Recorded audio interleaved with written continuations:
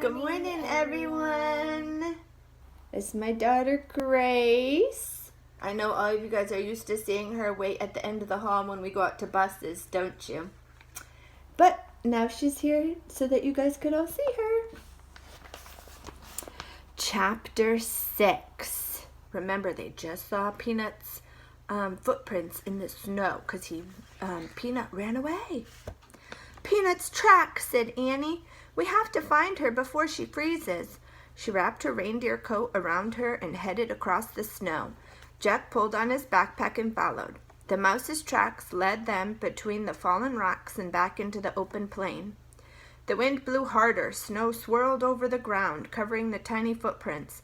I can't see them anymore, wailed Annie. She and Jack now stood in the middle of the plain. They stared at the windswept snow. The mouse's tracks had vanished. Yikes, whispered Annie, staring up. Jack followed her gaze. On one of the cliffs was a tiger. A giant tiger with two long, sharp fangs. A saber-tooth. Now remember, this is in the Ice Age, so this is long, long time ago, and it's fiction, said Jack. I hope he doesn't see us, whispered Annie. Me too, Jack whispered back. We'd better head back to the treehouse. Jack and Annie stepped very softly across the snow. Then Jack glanced back at the cliff. The saber-tooth was gone. Oh, man, he said, where is he? Run to the trees, said Annie. He and Annie started running. They ran over the snowy plain, heading toward the tall, bare trees in the distance. Suddenly, Jack heard a crack. The ground caved in, and Jack went with it. Annie fell beside him. They crashed down onto a heap of branches, snow, and earth. They struggled to stand. Jack pushed his glasses into place. You all right? He asked Annie. Yes, she said. They both looked up. They were in a deep hole.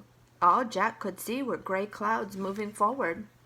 What do you think is going to happen? Hold on, let me have a sip of my tea. So good. This is a trap, Jack said. The Cro-Magnons must have put branches over this hole. Then the snow hid the branches, so we didn't see them. There's no way out, said Annie. She was right. They were helpless. The pit was too deep to climb out of. I feel like a trapped animal, Annie said. Me too, said Jack. He heard a yowl in the distance. The saber-tooth, whispered Annie. Jack pulled out the Ice Age book. He found a picture of the saber-tooth. He read, the saber-tooth was the fiercest beast of the Ice Age. It attacked humans as well as woolly mammoths and other large animals. Oh, brother, said Jack. Listen, Annie grabbed him. What? Jack jumped. I hear music. Jack listened, but all he heard was the wind. You hear it, said Annie.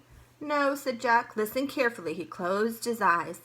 He listened very carefully. He heard the wind, but this time he heard another sound too. Strange, haunting music. Ah, cried Annie.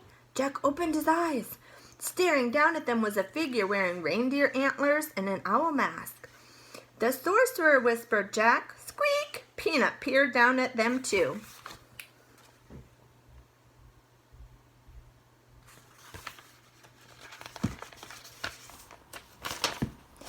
And that's the end of chapter 6. I know, it's so suspenseful.